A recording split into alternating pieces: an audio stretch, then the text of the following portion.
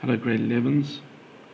Today I'm looking at page 79 from your workbooks, also showing the curve of interpenetration and the development that you need to do.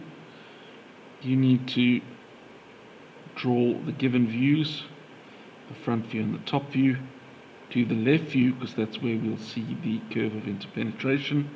Then they want us to develop the pipes and develop the branch and the main pipe. So they've given us a start point of S for our square. Remember, when we're going to do this construction for the square, what we do is we take a circle with a diameter of 42 and then draw the 45-degree tangents.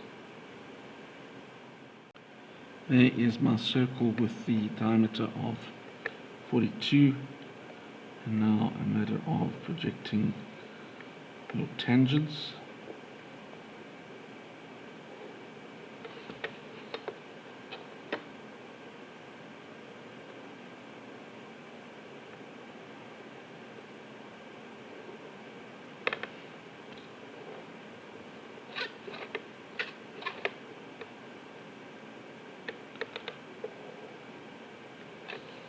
And there is your square main pipe.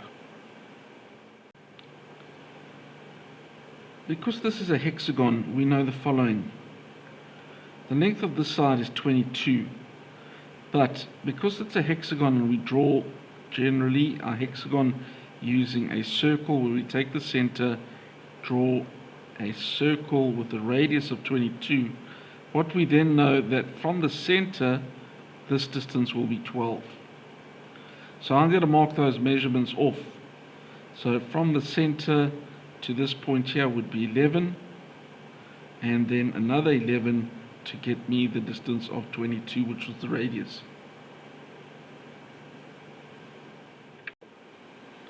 I have completed the outline of the top view. I've now projected my lines up vertically from all of my points, and I've marked a space of 15 between the view and the height of 11 from the top to where the top of the hexagon needs to be. Here is my height of 11 down from the top where my hexagon point was. Here is my distance of 22 with my compass. I make a mark on the center. I go to the other edge, intersect that arc,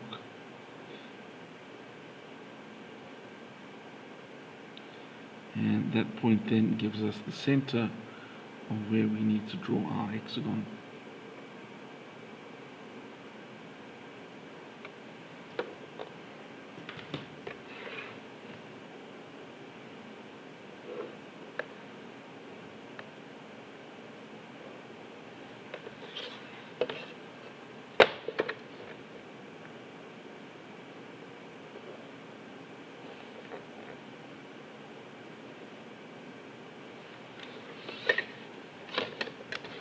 And that will give us our outlines for everything we need in the front view.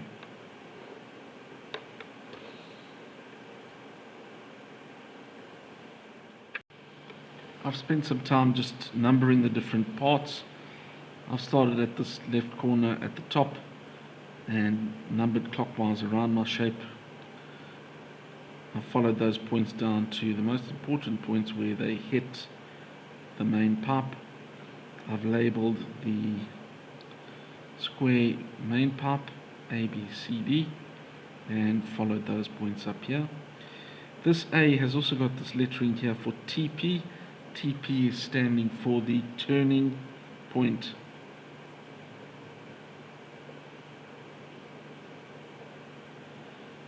So the shape of the branch pipe has to turn around to go to the other side. So the same process as we've done before. Let's project a 45-degree line from the corner of your front view. Project your width dimensions across and up. From our front view, project your height dimensions across. While I've been doing my projectioning, I've actually extended the lines quite far because I know that I want to develop my branch pipe over here and the same over here. So where the points of my branch pipe are extended, it's because I want to use them later. Now to take my lines up from my 45-degree line. With that as well, I've just moved it here a little bit further down my point. Why? So that my left view is a little bit closer, so that I can have more space on this side to develop my main pipe. I've projected my main pipe A, B, C and D, and here where it hits the points A, B, C, D at the bottom and at the top would give me my shape. So there's the outline of my main pipe. I've left it open here, obviously because that's where the hexagon is going to fit in. So let's find the points of the hexagon.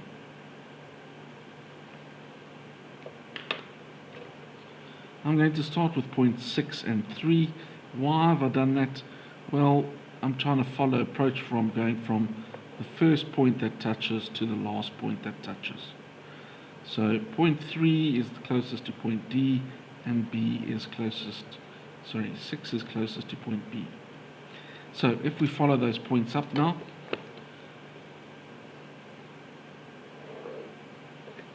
so this is line 3 and 6. And now what we need to do is find where the second point is in my theory of 2 points. There's 1 point. Now we need to find the horizontal point. So where's point 3 and 6? It's on the center line. So at that intersection is point 3 and 6. Next is point 1 and 2. So I've projected those across. Here is point 1 and 2. Where is point 1 and 2? They're the same as 4 and 5. So here's 4 and 5 at the bottom, and here's 1 and 2 at the top. And that's it. And now it extends to the edge of our pipe.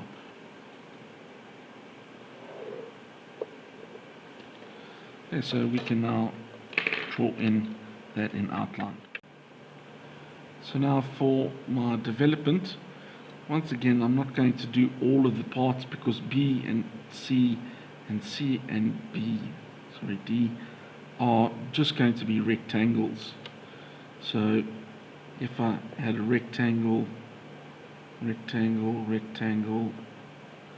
my fourth rectangle, this is the B, C, and the CB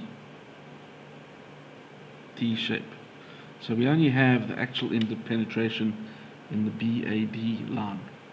So what I've marked off is the B, the A, and the D. And now we need to find the actual points.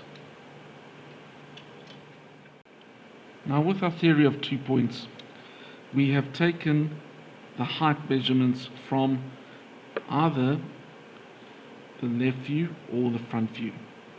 Now that means we need to take the width dimension from a different view. The only view that we can get that from is the top view. Very important that. So if we look at this, here is the distance of A to D, and we need to mark off these separate measurements here. Now they're going to correspond with the distance on the other side. So I'm going to take my distance from A to point 3, which would be the same as point 6. And if I mark it at A, I swing it towards B, which would give me point 6. And I mark it off towards point D, and it would give me point 3. Now I'm going to take the distance from the corner to find point 2. Now that distance for D to 2 and 4 would be the same distance if we took it from B to 1 and 5. So now what we must just remember is we had our compass at B and we mark it off, and that would give us point 1 and 5. And if we go to D and mark it off, that would give us our points 2 and 4. So this is a very important aspect in making sure that we get our true lengths in the shape, is by not using the shape that we've used to get one of our points. We used our front and our left view for the height, which means we must use the top to get our width dimensions. I'm drawing those lines in now. I'm now going to follow the theory of 2 points. So I've got point 6 here, and I follow that up to intersect at my height level 6. Here I've got height level, my width of 1, and my height level of 1. That's where they intersect to make point 1. Over here is point 5. There is point 5. At point A, it's staying on the straight line. At point 2, there's my width dimension. I follow the line up to intersect with the second point, the height dimension. Point 4, I follow the point from my height dimension and my width dimension, and there's my point. And my last point, point 3, the vertical line with my horizontal point, there's point 3. I've got all my points now to join up. There is the completed development of our main pipe of the part that has been cut. Remember, I would have another rectangle on either side if there was enough space, or if you want to rotate the shape down on the side. Now to do the construction of my branch pipe. I've projected my height measurements across, and I've marked off my 6 sides of 22 because that was the length of the side of the hexagon. And trying to find the 1 point. Here's my first line. What I just need to remember is that between point 1 and 2 and between point 4 and 5, I've got this little cutout. So in that space, I'm going to mark off half of my measurement of 22. I'm going to mark off 11 so I can get this construction here. So here's 1 and 2. I'm marking off my distance of 11. And between 4 and 5, the same thing. And just projecting those vertical lines.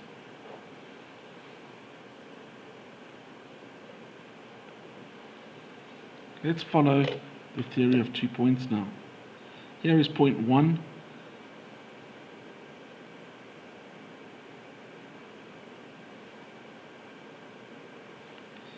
So 1 needs to go to the height level 1. Then we had that little turning point line, which we've now created here. There was the turning point. Point 2 is on this line. Point 3, point 4 is back at this height. Then we've got the turning point again. Point 5, point 6, and point 1. And you can now join those up in an outline. At each fold line, you'll draw the line in dark. There we have the completed development of the branch pipe, showing each of the corners and then the turning point that goes around our main pipe. That is the end of drawing number 79.